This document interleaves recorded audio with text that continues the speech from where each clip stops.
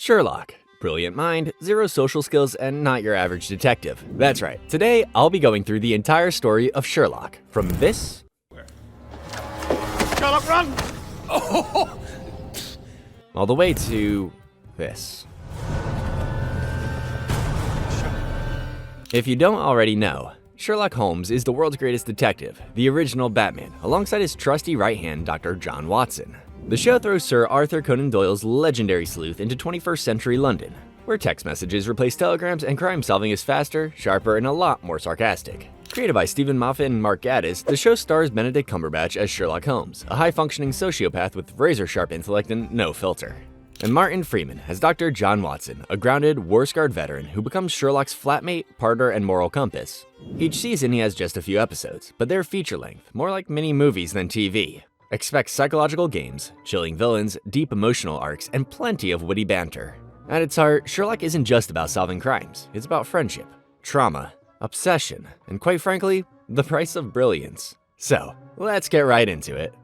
We start off with episode 1 of the first season, A Study in Pink. Dr. John Watson, an ex-army doctor haunted by war flashbacks that turn his nights into sweaty, teary nightmares, gets the classic therapist advice: start a blog.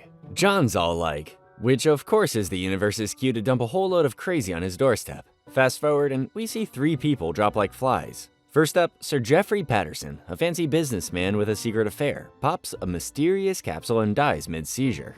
Then there's James Fillmore, a young dude who vanishes into thin air only to be found dead after taking a pill in an empty gym and becoming headline news for suicide. Finally, Beth Davenport, a rising MP, ditches her own party for a rendezvous with a jar of mystery pills in a container yard. The cops, led by Detective Inspector Greg Lestrade and the ever-skeptical Sergeant Sally Donovan, are stumped. All 3 victims took the same poison and died in weird places, and that's that. No common link. Just then, everyone's phone blows up with the word wrong. While Lestrade gets a special message, you know where to find me, SH. Enter Mike Stamford, an old buddy from John's hospital days, who introduces him to one Sherlock Holmes. Sherlock, who's busy beating a corpse with a riding crop to test an alibi because that's just how he rolls, immediately deduces John's entire life story. Afghanistan vet, psychosomatic limp, disapproving brother, the works, a legendary intro to a legendary character. He then throws out an invite to share a flat at 221B Baker Street because he knew that's what John was here for. Cue a pink-clad woman picking up the suicide pills. While John and Sherlock check out the apartment owned by the sweet old Mrs. Hudson, who is forever in debt to Sherlock after he ensured her husband's execution in Florida, Sherlock's already itching to solve the serial suicide case that Lestrade just mentioned. Another body turns up, this time with a note. Sherlock invites John along, because he's a doctor who's seen his fair share of death and injuries. On the way, Sherlock blows John's mind with his deduction skills from the previous day, and at the crime scene, they meet Anderson, who is one of the forensic investigators, and Sherlock figures out the victim, Jennifer Wilson, was from Cardiff, unhappily married and cheating on her husband. The victim had scratched Katja on the floor. Sherlock quickly corrects Anderson's suggestion of it meaning revenge in German, and figures out it's short for Rachel. Plus, she was driven there by someone who swiped her suitcase. Serial killer alert. Back on the streets, John gets a mysterious invite to a warehouse where he meets a tall man with an umbrella, who calls himself Sherlock's arch enemy. He wants John to spy on Sherlock for money, but John refuses. Turns out the warehouse visit was a trap to assess John's loyalties, and John's shaking hand betrays his longing for the battlefield. After returning home, John gets grilled by Sherlock and sent to bait the killer with a text message to the latest victim's phone. They stake out a restaurant, and Sherlock realizes the killer is someone who blends in. A cab pulls up, but it's a false alarm. Back at Baker Street, Lestrade stages a fake drug raid as an excuse to ransack Sherlock's apartment for evidence, while Sherlock figures out that the victim planted her phone on the killer using Rachel as the password to activate the GPS. The cabbie downstairs gets a message, and Sherlock chases him down. The cabbie confesses to the murders, but refuses to explain his methods, unless Sherlock plays his game. They face off in an empty school with 2 pills, one harmless, one deadly. It is a battle of wits to the death. John busts in, but a sniper takes out the cabbie. As the cabbie dies, he whispers one word: Mori Arti. Turns out, a man named Mori Arti was paying the cabbie to commit the murders, knowing it would lure Sherlock into a deadly game. Lestrade questions Sherlock, who realizes John was the sniper. They share a laugh before being confronted by the same man who kidnapped John earlier. Turns out it's Sherlock's brother, Mycroft Holmes, who is not just a minor British government official as he suggests. But in fact, as Sherlock puts it, Mycroft wants Sherlock to work with him. But Sherlock is too busy pondering Mori Arti and heads off for dim sum with John. Mycroft puts them under an upgraded surveillance status because, of course, he does. So, in The Blind Banker, this Chinese pottery expert, Su Lin, is all about the tea ceremonies at the National Antiquities Museum, blowing off her coworker Andy, who's clearly crushing hard.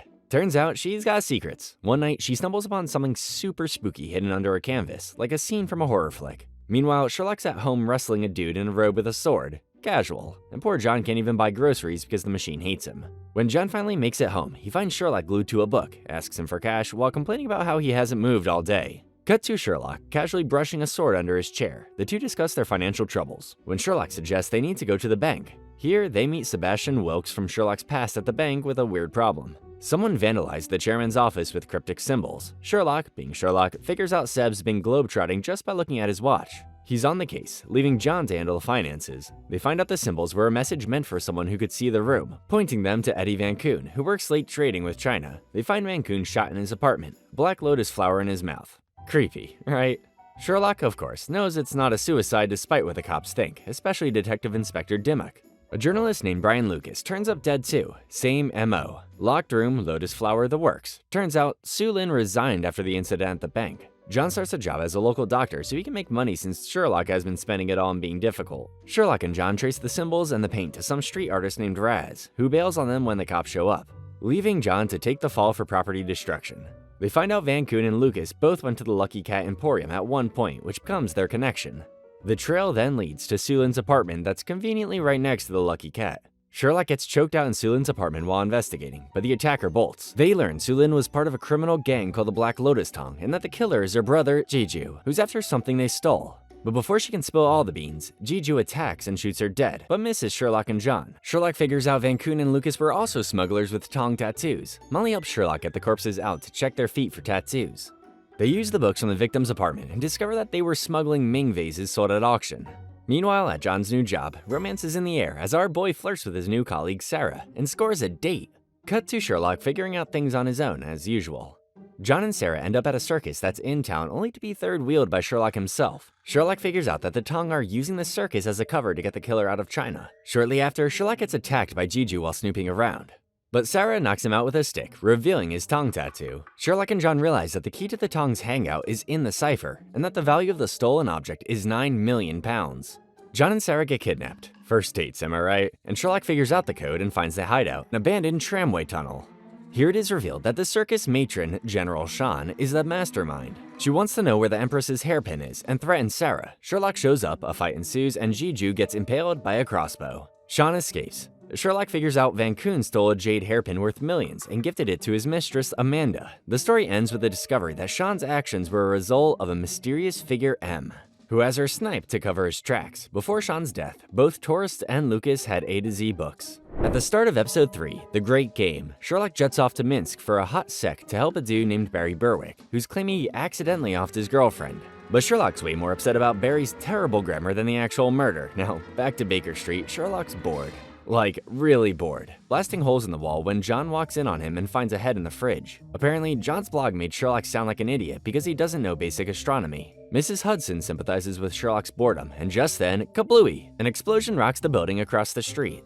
The next day, John wakes up at Sarah's place, and they see the explosion on the news. He rushes back to find Sherlock and Mycroft chilling, and Mycroft wants Sherlock to look into the murder of some MI6 dude named Andrew West, who was found with his head smashed near a switch at a rail yard. Turns out, he had a USB with top secret missile plans on it. Sherlock's like, nah, too busy, but tells John to check it out.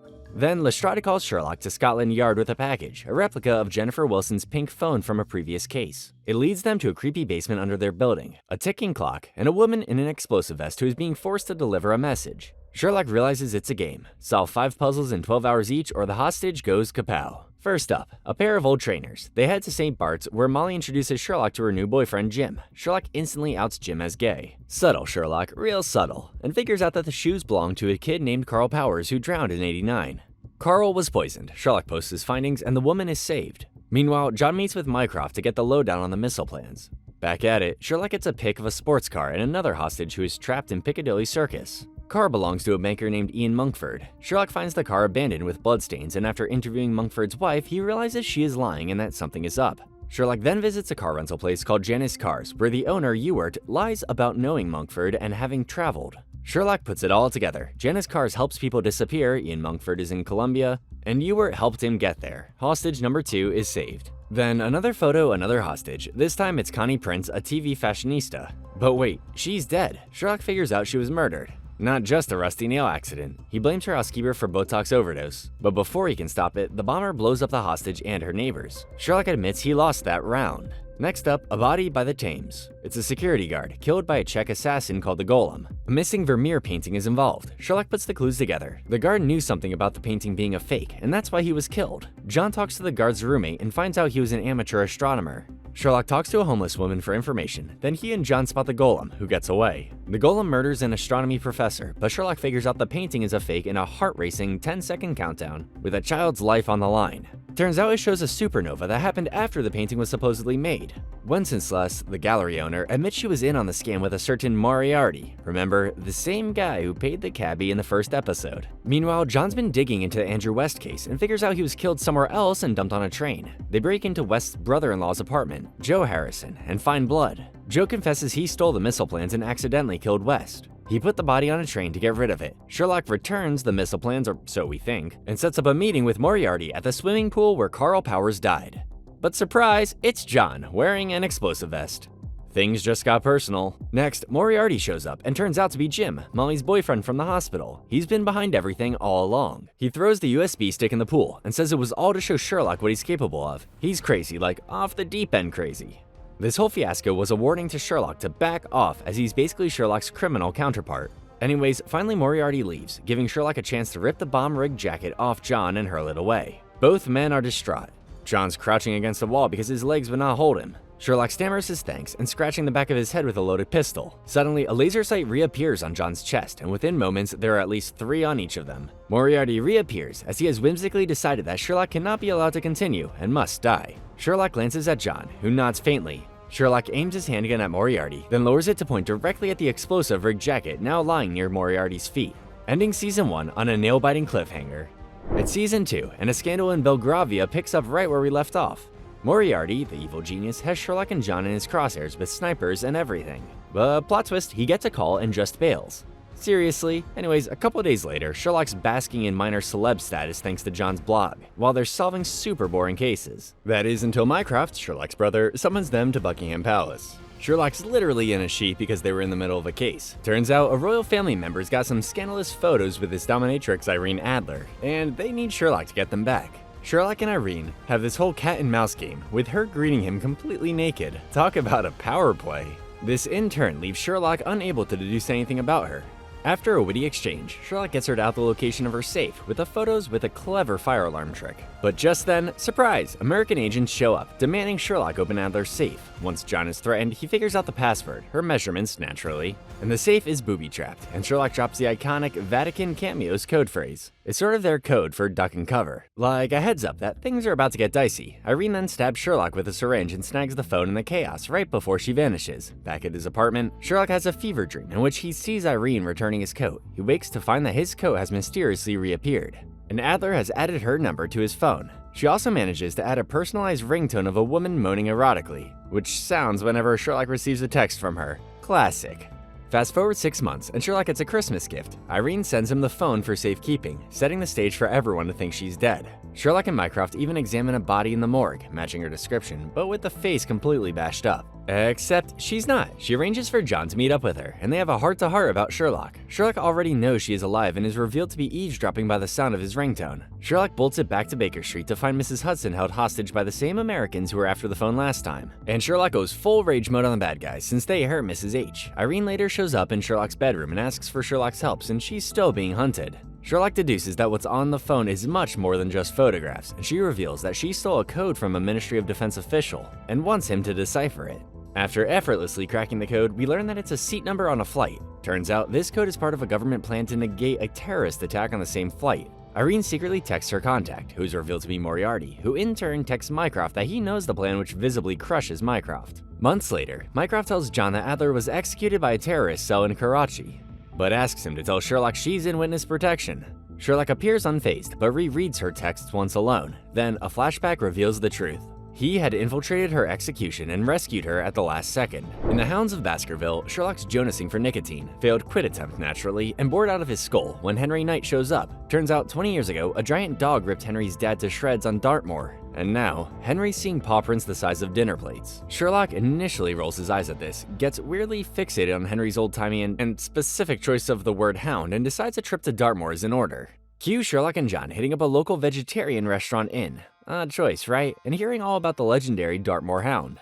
They then sneak into the Baskerville military base, thanks to Mycroft's pilfered ID, where they meet Commander Major Barrymore, Dr. Jackie Stapleton, a genetic scientist, and Dr. Bob Franklin. Soon after, the jig is up and Holmes' ID gets flagged. Franklin vouches for Sherlock with security, later hinting he knew Henry's dad and is super concerned about Henry. Henry starts mumbling about liberty and in his dreams. So Sherlock convinces him to head to the murder site, because why not? John wanders off. Classic John. Sees some Morse code stuff while Sherlock and Henry hear growling. They run like hell, with Sherlock insisting he saw nothing.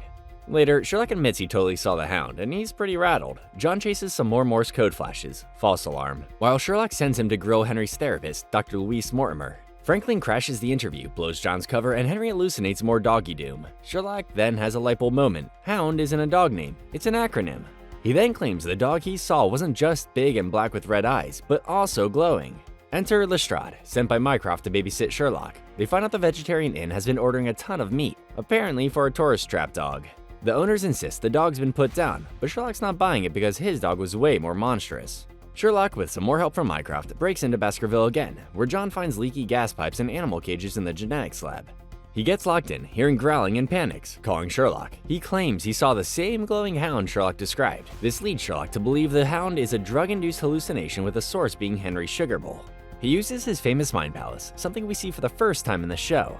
It's a sort of memory technique where you store bits of information in locations in your mind. Yes, it's a real thing, Google it. Sherlock figures out Liberty and IN stands for Liberty, Indiana, and Hound is Project HOUND, a CIA experiment. They rope in the geneticist Stapleton and access Baskerville's CIA database after Sherlock somehow guesses Barrymore's password. Turns out, HOUND was a chemical weapon project to make people suggestible and scared, shut down in 1986 because it fried people's brains. Looking at old photos, Sherlock realizes Franklin was involved and continued the project in secret to perfect the drug. John gets a call from Dr. Mortimer saying Henry's gone bonkers with a pistol and is heading to the moor.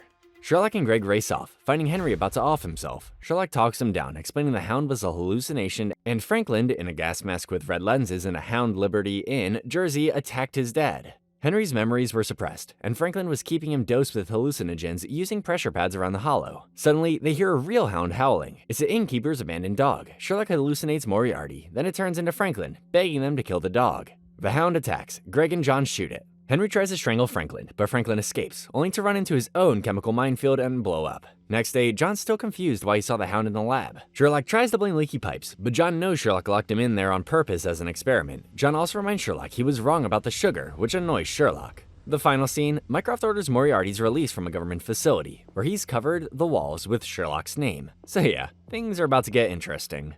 At the start of the Reichenbach fall, Doc Watson's back in therapy like a year and a half later, blurting out that Sherlock Holmes, his best bud, is 6 feet under. Dun dun dun. 3 months earlier, Sherlock's swimming in applause and freebies for solving crimes, but the media's all up in his grill. Meanwhile, Moriarty, that nutcase, is free of Mycroft's little prison and pulls off a triple heist that's breaking into the Tower of London, the Bank of England, and Pentonville Prison all at once, using just his phone. And of course, he leaves a little message for Sherlock at the crime scene. Get Sherlock, written in reverse on the glass that held the crown jewels. At the trial, Sherlock's going on and on about how Moriarty's a criminal mastermind, but Moriarty's just sitting there, silent. Despite all the evidence, Moriarty gets off scot-free because he threatened the jury's families. Classic Moriarty. He pops over to Sherlock's place to brag about his digital key that can unlock anything, and how he just wants to play one last game, a deadly game, with Sherlock. It's 2 months later, and Mycroft is all paranoid about assassins moving into Baker Street, so he asks John to keep an eye on Sherlock. Good call, Mycroft. Sherlock and John dive into a kidnapping case involving the US ambassador's kids, but it's all an elaborate setup by Moriarty to frame Sherlock and expose him as a fraud. Sherlock gets arrested, escapes with John, and they figure out that Moriarty stashed the digital key at Baker Street. Cue a series of assassin battles to either keep Sherlock alive for Moriarty or get the key, who knows? They break into a journalist's house, and lo and behold, in walks Moriarty, cosplaying as some guy named Richard Brooke. He claims to be an actor hired by Sherlock to be Mori Arti to further tank Sherlock's rep in the papers. I mean, you gotta hand it to the guy. He thought of everything. And he's got proof to back it up. Now with the cops after him and the media about to crucify him, Sherlock pulls a Hail Mary. He calls up Molly at the hospital and asks for her help, confessing he needs her. Aww.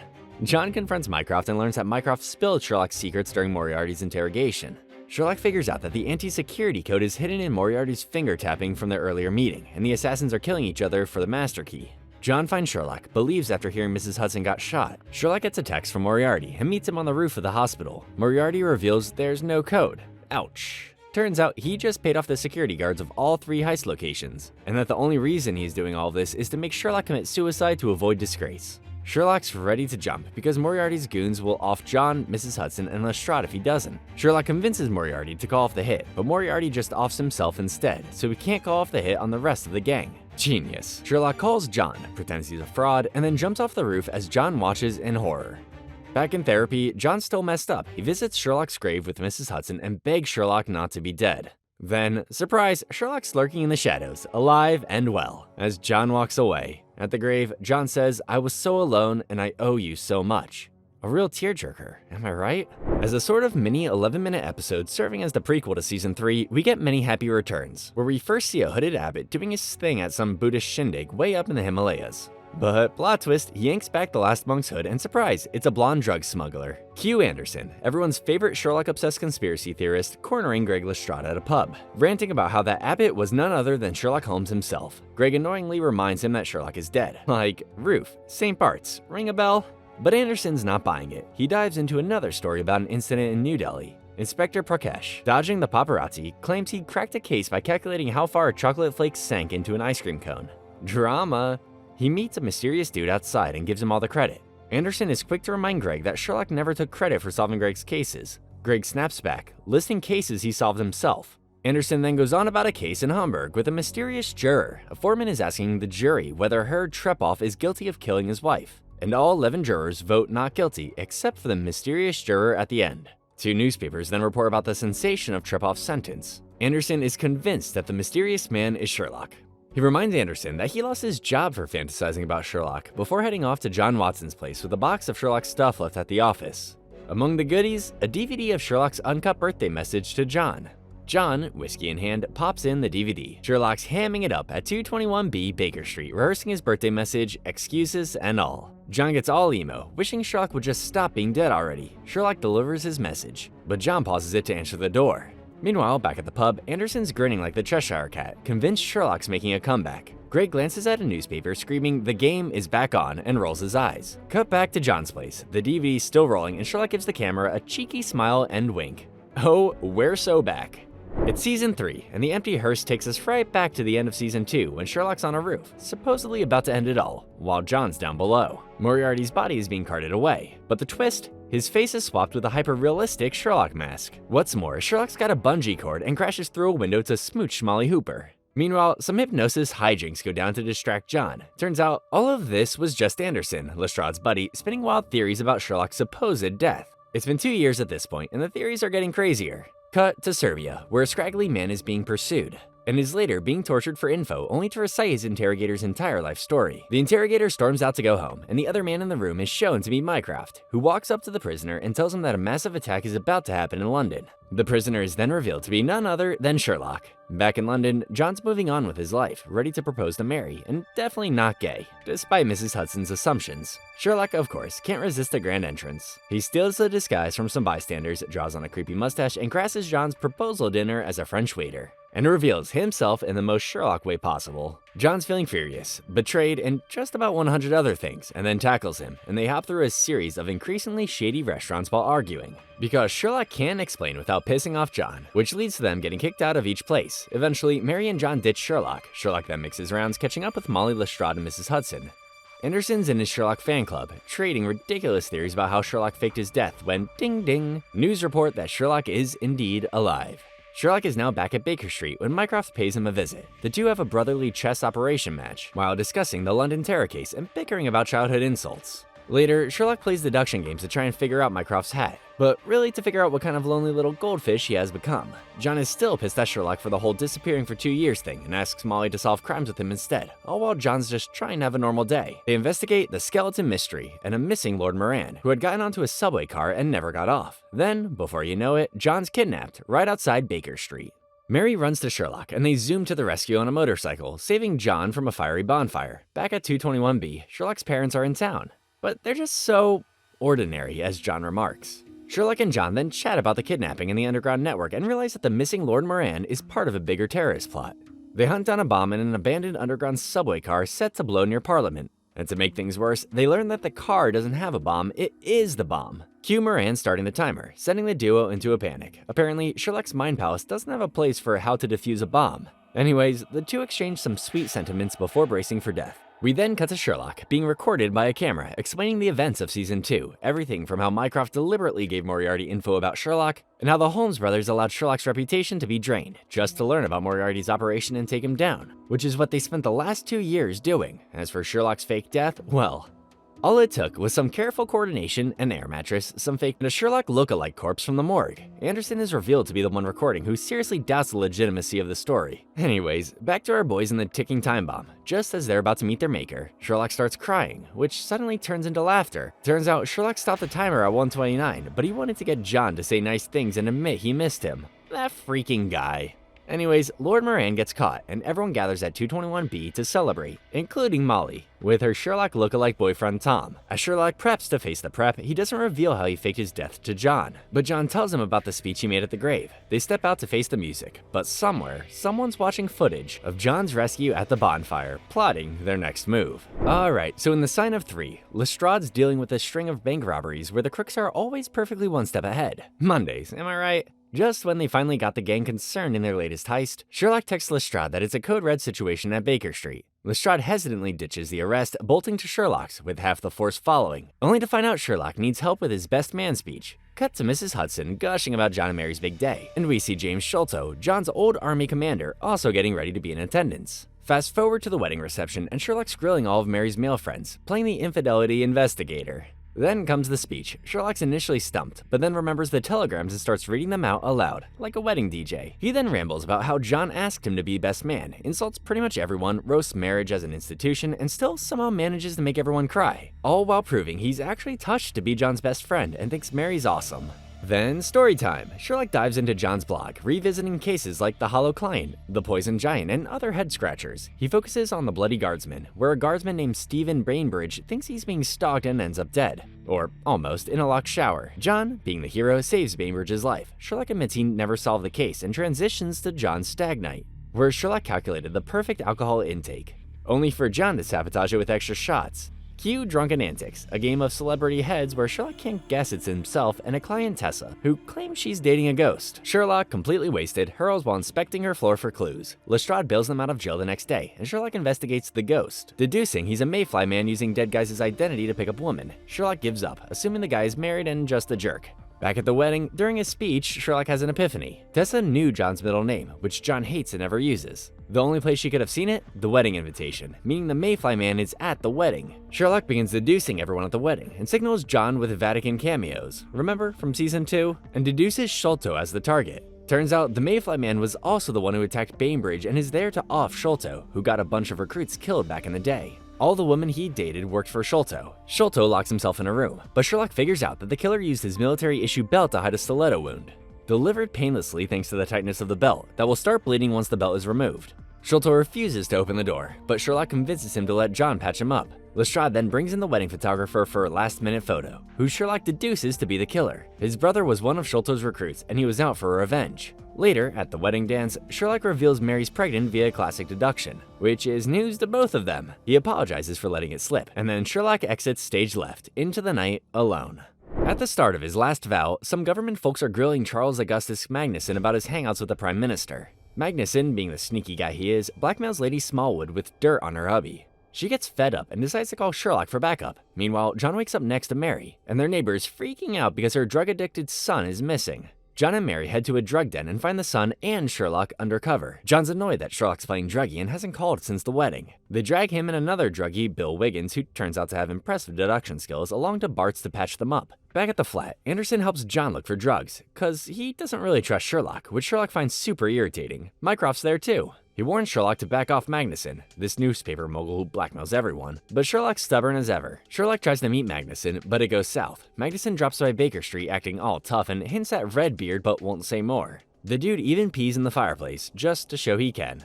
John's surprised to find Sherlock dating Mary's bridesmaid Janine until he realizes it's a trick Sherlock's playing because Janine is actually Magnuson's assistant. With Janine's help, Sherlock and John break into Magnuson's office. They find Janine and a guard unconscious, and Sherlock stumbles into a room and finds Magnuson being held at gunpoint by some mystery man. This person turns around and is revealed to be, are you ready for this? Mary, who pulls a gun on Sherlock and shoots him. Sherlock harnesses all his mental powers to stay awake, retreating to his mind palace and remembering his childhood dog Redbeard, who was put down. He ends up in the hospital and almost dies on the table, but Mind Palace Sherlock fights back Mori Arti, and real-world Sherlock wakes up muttering Mary. Next morning, John hears at Sherlock's stable, and Mary, hearing this, visits and tells Sherlock to keep the shooting a secret. Janine, feeling used, turns down Sherlock's pain meds and blabs to the tabloids. John starts getting suspicious about Mary. Sherlock escapes the hospital, confronts Mary, and she spills the beans about her secret agent assassin past, which Magnuson's using to blackmail her. Turns out she shot Sherlock in a safe spot and called an ambulance, all to protect John. She also explains she is desperate to keep John in the dark as she loves him. John, however, witnessed the entire conversation and is in turmoil. Back at Baker Street, Sherlock tells John that he's addicted to danger and probably fell for Mary because of her hidden life.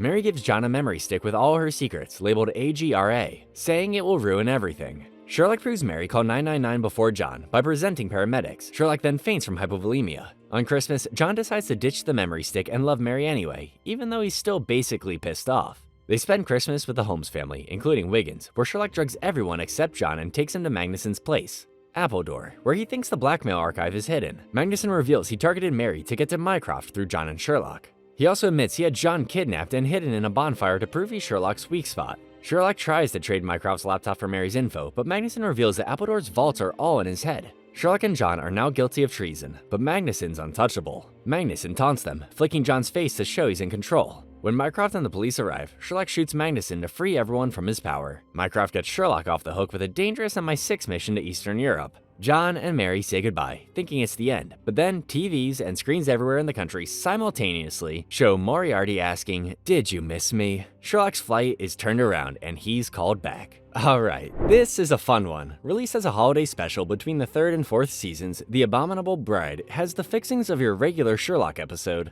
except it's 1881. A more era-accurate depiction of our favorite and world's only consulting detective. We again meet Dr. John Watson, fresh off the boat from the Second Afghan War, who bumps into Stamford, his old buddy from St. Bart's. Watson needs a place to crash, and Stamford knows this quirky guy, guess who, who's also looking for a roommate. And, well, you already know how that pans out. Fast forward to 1894. Sherlock's now a celebrity detective thanks to Watson's stories in the Strand magazine. They solve a dismembering case and head back to Baker Street, where their landlady, Mrs. Hudson, is fuming about her boring portrayal in Watson's tales. Then, plot twist, a veiled woman in black is chilling in their living room. Sherlock, with his amazing perfume-sniffing skills, deduces she's a desperate wife. Turns out it's Mary, Watson's wife, who's dressed up for a surprise visit because she's tired of Watson ditching her for Sherlock's cases. Cue Inspector Lestrade, looking spooked. He's got a bizarre case. Amelia Ricoletti, a woman who shot herself in public, and then her ghost seemingly murdered her husband in the street. Watson and Mary are gobsmacked, but Sherlock's thrilled. He drags Watson to the morgue, leaving Mary to make dinner. At the morgue, things get weirder. The body's chained down and there's fresh blood and a spooky message on the wall. The possibility of a twin is also ruled out, and a mortuary worker is being a bit of a jerk. Holmes, lost in thought, wonders how a gunshot to the head could be survivable. But Watson brings him back to reality. They leave, with Watson advising the mortuary worker to perform an autopsy, which the mortuary worker scoffs at. Months pass and more murders happen, all blamed on Amelia's ghost, now called the Bride. Holmes is distracted, so Lestrade visits Watson, only to find out Watson is no longer rooming with Holmes. Watson is at home with his maid Jane, who's reading his news story in the Strand. After being handed a telegram by Jane, Watson soon finds out they're off to see Holmes' brother Mycroft. Mycroft looks like he's put on a few pounds and has 5 years tops, according to Watson. Mycroft warns Holmes about a threat to Britain, but won't say who it is. Instead, he gives Holmes a new case involving Lady Carmichael, whose husband, Sir Eustace, received a threatening message and then claimed to have been paid a visit from the bride. It's then revealed that Mycroft assigned Mary to keep an eye on Sherlock as a secret agent. I guess some things never really changed, whatever the timeline. So, on the way to the Carmichael estate, Sherlock dismisses the supernatural. Sir Eustace denies everything, but Holmes sees through his lies. Orange seeds are involved, which Sherlock recognizes as a warning of avenging death from America. Later that night, they wait for the ghost to appear, debating Holmes's feelings for woman. The bride appears, Sir Eustace is stabbed, and chaos ensues. Watson claims he saw the ghost, but Holmes doesn't buy it, as he calmly explains to Watson. Soon, Lestrade arrives with the police and finds a "Miss Me" card attached to the dagger. Later, Mycroft appears to have the card asking if Holmes misses Moriarty, after which the two discuss their past with him. Back at Baker Street, Sherlock meditates and Moriarty shows up in his head, implying he's behind everything. He shoots himself, but then gets up unharmed. Holmes is shaken. Then, plot twist number 2. Sherlock wakes up on a plane in 2014, revealing the Victorian stuff was all in his mind palace, a drug-fueled attempt to figure out how Moriarty could return. Mycroft's not happy, but Sherlock insists he needs to go back. He finds himself in his room with Watson, who confronts him about his drug use. A telegram from Mary sends them on a new adventure. They find Mary at a ruined church, where she reveals she's been working for Mycroft. They stumble upon a secret society of suffragettes who use the bride to avenge wronged women, and Lady Carmichael is the mastermind. But then, surprise, Moriarty shows up, lifting the veil and saying none of it is real. Sherlock wakes up in a hospital and insists on digging up Mrs. Ricoletti's grave. He jumps into the empty grave and is attacked by the corpse. Then, he wakes up on the Reichenbach Falls with none other than Moriarty, stuck in his mind palace. Watson shows up as a figment of Sherlock's imagination and kicks Moriarty over the edge. Finally, Sherlock wakes up on the plane, realizing everything was a dream. He's determined to defeat the real Moriarty, who he believes has plans in place to be carried out after his death. The episode ends with a meta moment in Victoria, London, with Watson reacting to Sherlock's story about the future and Holmes staring out at a 21st century Baker Street. It was all in his head.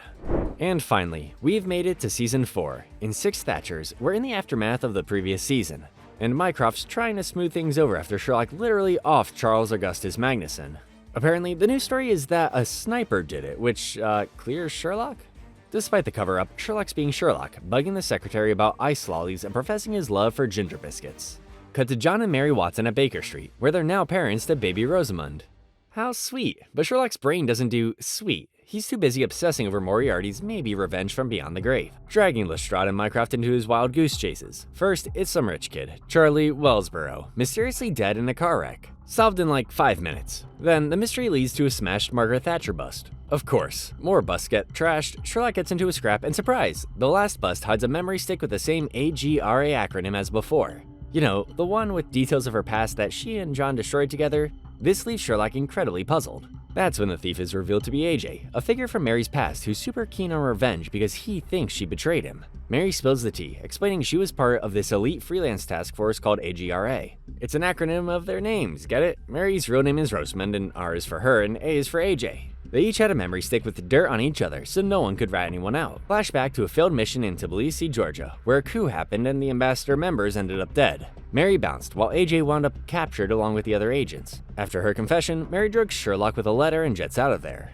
But Sherlock, being Sherlock, had already planted a tracker on her memory stick, and he and John track her down, while AJ's on their tail too, and he's back for blood.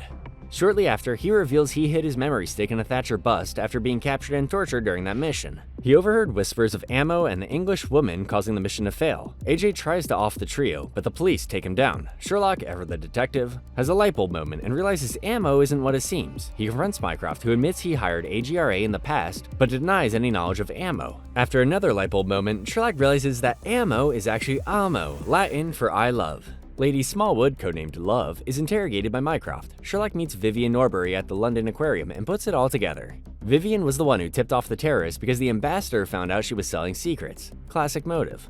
When the police and Mary show up, Vivian whips out a gun and aims at Sherlock. Mary jumps in front, taking the bullet. In her dying moments, she confesses her love for being Mary Watson. She dies in John's arms. Talk about drama. Sherlock's consumed with guilt and John's blaming him too, creating a huge rift between them. Sherlock goes to therapy, but clams up. Back at Baker Street, he and Mrs. Hudson mourn Mary's death. Then, a package arrives. A DVD titled Miss Me? It's a posthumous message from Mary. She's giving Sherlock a new case. What is it he must do? Save John Watson. So, Sherlock's being all broody and distant because John's still grieving Mary's death, and John's secretly chatting with hallucination Mary during his therapy sessions. Meanwhile, the super-rich philanthropist, Culverton Smith, gathers his inner circle, including his daughter Faith, to confess he's about to off someone right before drugging them with memory-wiping serum. Classic rich guy move. Faith then hits up Sherlock, who's back on the drugs and clearly not having a good time, with a cryptic note with fragments of what she can remember, mainly who her father was going to kill. Sherlock initially blows her off, but then realizes she's suicidal via some classic deduction and takes her for a late-night stroll instead. Mycroft's tracking Sherlock's every move, as usual, and even calls John out of concern, and accidentally slips an implication of another Holmes sibling. Sherlock decides to take the case, but is briefly overwhelmed by the side effects of his drug usage, and upon calming himself, finds Faith gone and nowhere to be seen. Or she was never there. Our favorite detective figures out that the clue Faith wrote down was anyone, and becomes obsessed with Smith. Mrs. Hudson, bless her heart, is greatly concerned and hogties a drugged-up Sherlock and drives him to John's therapist's house in the boot of her Aston Martin. Once there, John gets a call from Smith, who wants to meet him and Sherlock and has even sent them a car that's right outside. John's really confused as to how everyone knew he'd be here, whom he had only started seeing mere days ago. Turns out, Sherlock planned this whole intervention weeks ago, even before John picked his new therapist. Ah, classic Sherlock. Sherlock suspects Smith of being a serial killer and asks John to help him bring him down, even breaking down about his life after John left. Sherlock and John then confront Smith at a hospital wing he funded, where Smith, during his tour, casually hints at being a serial killer in front of some kids. As the tour moves to the mortuary, Sherlock tries to provoke a confession from Smith, just as Faith shows up, called by Sherlock via Smith's phone to come. But plot twist, it's not the same woman who visited Sherlock's flat. Smith suggests Sherlock was just high and hallucinated Faith and entirely made up this case just for something to do. Sherlock snaps and attacks Smith with a scalpel, but John, furious and frankly tired of his BS, beats the crap out of Sherlock, blaming him for Mary's death. Sherlock ends up in Smith's hospital, where Smith pops up via a hidden door, confesses to his murders, and attempts to suffocate him. But wait, turns out Sherlock was acting on Mary's orders, who orchestrated this whole thing from beyond the grave, through a video message, wanting John to save Sherlock and fix their friendship. John bursts in and saves Sherlock, believing he can get away with no proof of his confession. Smith is surprised when Sherlock reveals Smith's confession was recorded by a hidden device in John's old walking stick, which John had left behind earlier. John and Sherlock reconcile, and John later confesses to Hallucination Mary that he cheated via text with some woman he met on the bus. Sherlock celebrates his birthday with John and Molly, then finds the Faith note, realizing someone did visit him that night, and discovers a hidden message. Miss me. John later visits his therapist, who confesses that she was the one who pretended to be both Faith and the woman John cheated with, and reveals herself to be Eurus, the secret Holmes sister, and pulls a gun on John, seemingly shooting him. What a cliffhanger. Phew, it's the season finale, and oh boy, this one's a doozy. I have so many questions, so let's get right into it. The final problem starts with a little girl waking up mid-flight to find everyone knocked out. Creepy, right? As she is pleading for help after answering a ringing phone, some dude named Mori Arti is all like, welcome to the final problem. Meanwhile, Mycroft's chilling in his private cinema, watching vintage films, when suddenly his childhood home movies interrupt, flashing "I'm back" right before it cuts to black. Mycroft tries to make a run for it, but surprise, surprise, he's locked in. What follows is a madcap series of events involving hidden doors, sword-wielding clowns, and Mycroft legit panicking. Turns out, this was all a ruse orchestrated by Sherlock and John to get Mycroft to finally spill the beans about their secret sister, Irene Holmes, who's apparently been locked up since she was a kid by Mycroft. She is said to be even smarter than Sherlock. Here it is also revealed that Irene only shot John with a tranquilizer, explaining how he's there to tell the tale. Back at Baker Street, Sherlock demands the full story, as he doesn't even remember having another sibling at all. Mycroft despises Eurus as being more brilliant than either of the Holmes brothers and reveals Eurus had some disturbing childhood tendencies, like cutting herself to see how her muscles worked or cryptically singing about how and where she murdered their dog Redbeard. After Eurus burned down their house, she was locked away in a super secure facility on an island called Sharonford, and her parents thought her to be dead. But before Mycroft can even finish his next sentence, Eurus's creepy songs fill the air, and a drone carrying a motion-sensitive bomb shows up. Mayhem ensues. Sherlock and John bail out the window, while Mycroft makes a run for the door, and everyone ends up at sea, where Sherlock and John pirate a ship and head towards Sharonford. It's revealed when the Sharonford head of security calls for Mycroft that he's injured, possibly dying. The boat captain and his second mate are found on a nearby beach of the island with a message written in the sand regarding Eurus. A fake-looking captain and John are found on another and are taken into custody for questioning, where the head of security believes that he sees through the fake-looking captain's disguise, and has captured John and Sherlock. He gives a security card to a guard to check on Eurus. Then, the captain removes the prosthetics and reveals himself to actually be Mycroft, and that the man who received the security card was in fact Sherlock. Sherlock sneaks past security and is able to visit his sister for the first time since their childhood. After a short conversation, which leaves Sherlock visibly nonplussed with him asking Eurus repeatedly how she escaped, she coaxes Sherlock to step closer to the glass of her prison so she can tell him the truth of how she escaped. As he attempts to touch the glass, he instead touches her hand behind it and realizes there was never any glass there. Meanwhile, Mycroft, John, and the head of security review tapes of Eurus's psychiatric sessions, all of which happened against Mycroft's express instructions. He forbade any kind of communication with Eurus because of her powerful manipulative abilities. It is at this time that John realizes that the head of security has also been compromised, and that Eurus has been running the entire place. Flashback time! Turns out Mycroft arranged a Christmas meeting unsupervised between Eurus and Mori Arti 5 years prior. During this meeting, Eurus was able to arrange the pre-recorded messages Morardi used later. Back in the present, John awakes in a Sharonford prison cell along with Sherlock, Mycroft, and the head of security. They briefly talk to the girl on the plane, but the feed is cut by Eurus before she gives Sherlock and co. a series of impossible choices. One requires Sherlock to choose between John and Mycroft to kill the head of security, or she'll kill the man's wife, whom she's holding captive. Mycroft refuses the gun. John takes it but can't pull the trigger, so the head of security grabs it and shoots himself. Eurus kills the wife anyway because the task wasn't followed through. She tells Sherlock to keep the gun, he'll need it. Eurus then opens a hidden door leading to a series of messed up puzzles. First, they're shown 3 suspects of a shooting with a rifle as evidence. Eurus forces Sherlock to pick one to die, with the prize being more time to talk to the girl on the plane. Sherlock picks one, but Eurus drops the other 2 instead, and then chooses the one too, proving she doesn't care about guilt or innocence. In the next room, there's an empty coffin labeled "I love you." They figure out it's for Molly Hooper. Eurus says Molly's flat is rigged to blow unless Sherlock gets her to say "I love you" on the phone, without explaining the situation. Sherlock does it, breaking Molly emotionally, only to learn there were never any bombs. Eurus just wanted to hurt them. Sherlock is clearly losing it by now and smashes the coffin out of frustration. In the third room, Eurus says Sherlock must choose who lives, John or Mycroft. Mycroft insists Sherlock should kill him and keep John alive. Sherlock, unable to do either, almost kills himself instead, which causes Eurus to tranquilize them both.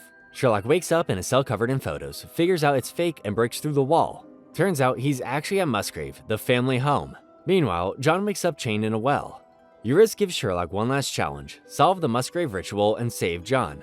He helps the girl on the plane, who turns out to be a mental metaphor for Eurus, while solving the mystery. It's revealed that Redbeard wasn't a dog. Sherlock's brain made that up to cope. Redbeard was his childhood best friend, Victor Trevor, who Eurus killed. Her creepy song was actually Victor's cry for help. Sherlock figures it all out, reaches her emotionally, and she reveals John's location, and he's rescued. Eurus is put back in Sharonford, and Mycroft finally tells their parents she's alive, which infuriates them. They deem Sherlock the responsible adult now, which shocks everyone. And even though Eurus won't talk, Sherlock visits often and plays violin duets with her through the glass. Back at Baker Street, Sherlock and John fix up their flat, and John gets a posthumous video message from Mary, encouraging him to keep solving cases with Sherlock. So they do. Back to adventures they go. The end? And there you have it, the entire story of Sherlock. Let me know if you found it as crazy as I did, and I'll see you in the next one.